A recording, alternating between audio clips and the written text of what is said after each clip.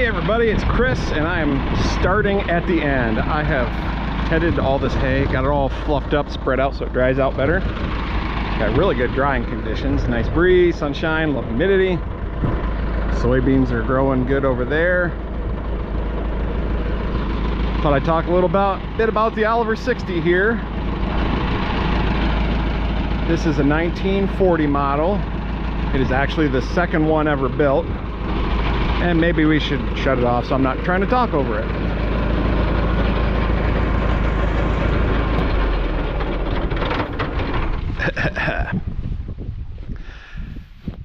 Second one ever built, which kind of makes it a hand-built unit. There's some unique things about those early ones, like the hood here. The regular production ones, this ridge went all the way and went around the gas cap. This piece here is actually a separate piece and not stamped into the hood. Soldered in from underneath. The early ones had chrome headlight rings. Just a few odds and ends like that until they got them all up to production. My family bought this tractor new. And to give you an idea how old it is, being 1940, my dad was not born for another 2 years after Grandpa and great-grandpa got this tractor. We were the Oliver dealer. So actually the story goes is sometime in the 1960s, Oliver had noticed that while they had gotten paid for it, though the warranty paperwork had never come in on it, so it still showed as being on dealer inventory. And so they, as I was told, they contacted Grandpa about trying to buy it back, thinking, okay, we just never sold this. It happens to be serial number 2. And Grandpa told them, oh no, we sold it. We just failed to turn in the warranty stuff. Which I guess is pretty much the truth, because the farm bought it and Oliver got their money. But just thinking about all the stuff this tractor has seen. Built a year before the United States was even in World War II. It cultivated corn on our farm. I think that was mostly its job. It did not have a PTO unit or a belt pulley on it. When Dad and I restored it, we drug it out of a barn, and the oil filter that is on the side, that one hasn't been changed in a while. Of course, it hasn't done much but sit around for a while. But it scratched into the oil filter on the side of the block. Here was 6/22/70. That was the last time the oil had been changed. This was the fall of 1990. The winter of 90-91 is when Dad and I restored this for our first restoration. So it had sat at that point for right around a little over 20 years. And June of 1970 was about a half a year before I was born. So this tractor had a lot going on over the years before people were born. We pulled it in, checked the engine over, got it running, but decided to overhaul it. And at that time, and even now, there are no factory pistons and sleeves available for it. So what we did was found a stock piston that had the right wrist pin diameter, the right wrist pin to the height of the top of the piston. It was slightly oversized bore wise, so we just got the engine block cleaned up, put the sleeves back in, and had the machine shop bore the sleeves to fit the pistons. And at that time, Oliver, this is an Oliver Waukesha engine, they were using a nickel alloy sleeve, and they did have some wear in them, but the machinist said that was probably the hardest bore job he had ever done. Just really tough material. And we did put it on the dyno after we got it rebuilt and ran it for a few hours with some load on it, but I still don't think the rings have ever really seated on it. It hasn't had that much work, and them are some tough sleeves, so it acts like it burns just a little bit of oil even though it's a fresh engine.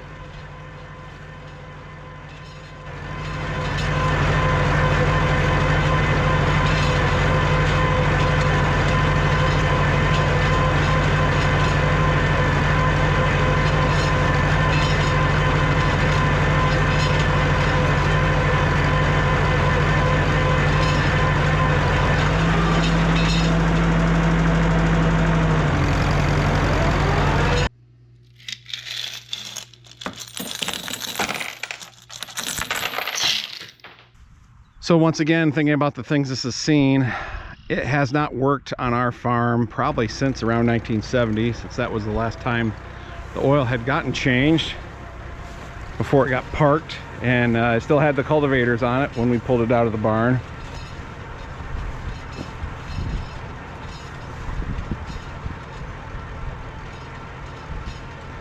So for the next 20 years, it pretty much just sat around. I never remembered seeing it run before we drug it out in my time. And then for the last 34 years, it's pretty much either been in the barn, it's gone to a couple of shows, been in a couple parades, but it has not done any farm work until now. So this is its return to the field. First time doing something on this farm, I guess productively, in over 50 years. Probably somewhere around, 53 years.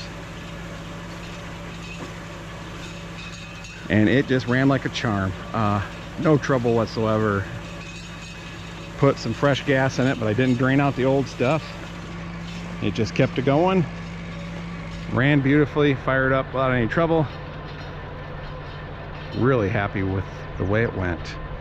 I think these were 18 horsepower on the PTO, so I did have some question as to whether it would run a 2-basket tedder, and it did it just fine.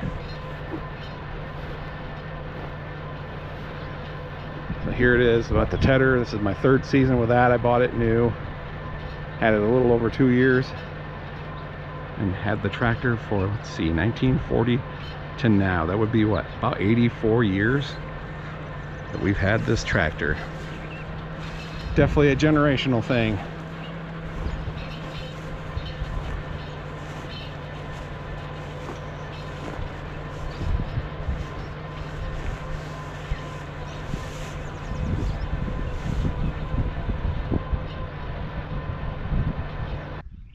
No seat suspension.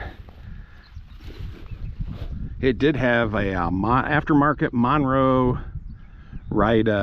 some kind of a shock absorber spring coil seat that bolted up on the power lift. Come back, and there was a spring and a shock absorber back here, but we got an original seat to put back on it for the restoration. A couple of parts tractors we had around had a PTO unit, put this belt pulley on it. The belt pulley is kind of annoying because it acts like a flywheel and keeps the transmission turning, so it takes a while for the gears to stop spinning when you want to shift. But it actually gave a nice smooth ride. I was quite pleased with that. All the original gauges. Temp gauge does not work, but I do have a replacement one. When we restored this, original face gauges were not available. So we put the original one back in there just to keep it that way. Because even the oil one says Hart Par on it. So I don't know, maybe that was changed at some point, but they all should have been black face gauges, and I've got new ones, and I'm gonna get around and get that temperature gauge swapped out, because if I'm gonna do stuff like this, it's important to know that it's working. I did bring the heat gun out just to make sure that the engine was running at the right temperature. Gorgeous day and a gorgeous tractor.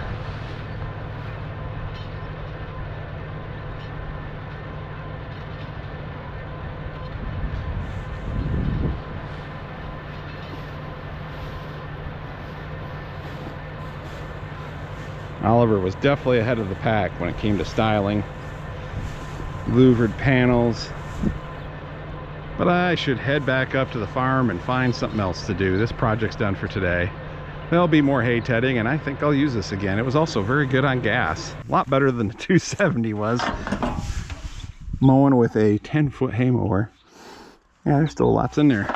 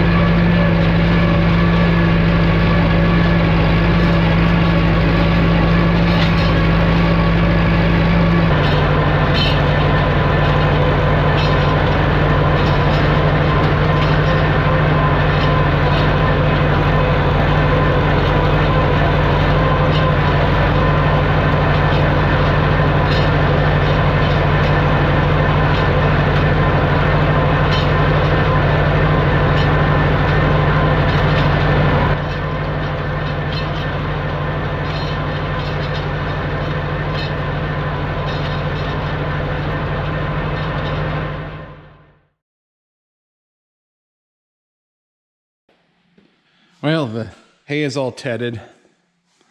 So let's kind of check things out here. See what kind of work Chris did. Chris got the new water temperature gauge in.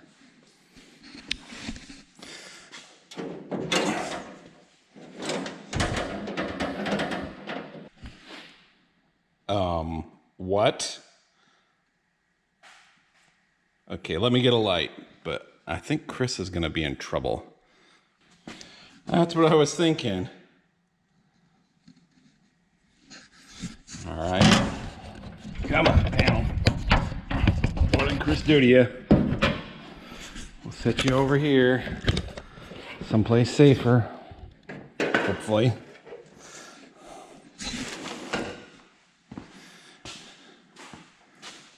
Oh, look.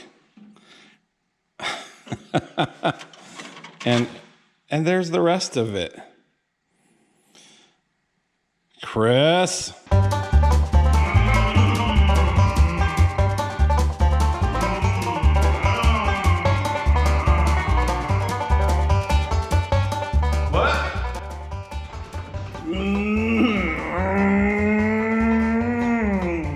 Chris! What? Yes, no. You. Discount Chris. No, that wasn't me. I gave you one job. Yeah, I fixed it. All you had to do was put that water temperature gauge in the tractor. What went wrong? Well, what have you been doing? Watching like YouTube videos to learn how to do this stuff? No.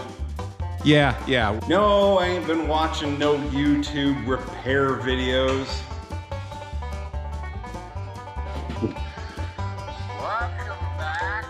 If you haven't seen my videos before, I'm Ross the Oliver Man.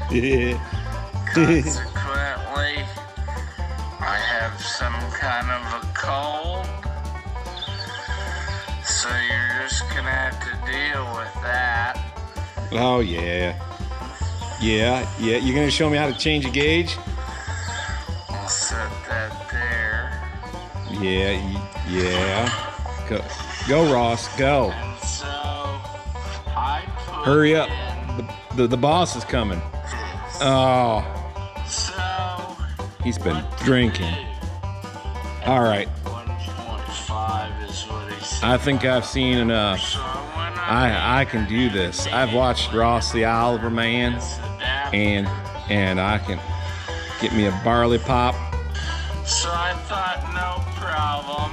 I got this. Just I got drill this. it out. Discount Chris. You were watching Ross the Oliver Man, weren't you? No, I ain't been watching no YouTube. No, I'm smarter than watching YouTube to learn how to fix a tractor. What'd I tell you about watching him? I never heard of Ross. Ross who? Yeah, no. Yeah, you can deny it all you want.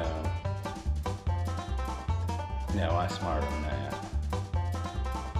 No. I know, I never heard of no Ross. Ross no Oliver Man. All right. Nope. All right, here's what's going on. Okay. You gotta come down here, Yeah. drain the coolant out of the 60, Done that. screw that out. I got another gauge ordered. That one's shot. It's ruined. What'd you do with the old tried. one? Oh, you did save that. Come on, you get what you pay for. Oh, yeah, there it is. Well, it works just as good as that one. At least it ain't, physically broken. But drain the water, screw that out, and put another one in. And this time, find a better place to coil up the excess amount of tubing. Don't put it by the steering. That U-joint, that'll grab it. All right, I'll go fix it again.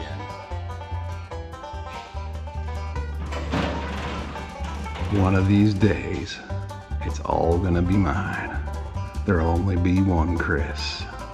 Discount Chris. There you go, Mr. Smarty Pants. Don't know what the problem is, other than $85. Oh my God. I am a moron. first time I ever listened to Ross. Fix it twice, it'll be nice. Should be quicker the second time around. You've already done it once before, you moron. Kind of treatment I get around here. I don't know why I stick around. Discount Chris has got better things to do.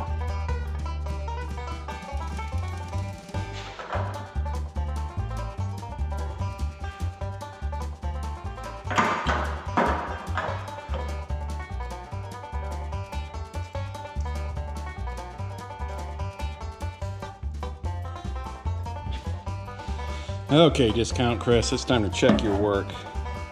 Let's see, they're both clamped in there behind the toolbox, both the choke cable and the temperature thing.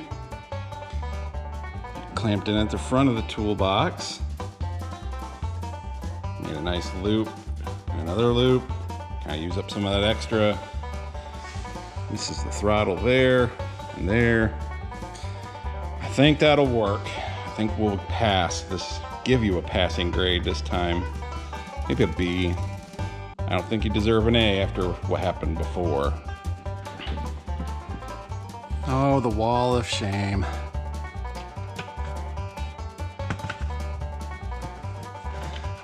I guess it's only appropriate it hangs upside down. There's the head gasket from the 1855. Not my mistake on that one, but still kind of worthy. There, that's a little better. There you go, Discount Chris. You have added to the wall of shame with your stupidity. Congratulations.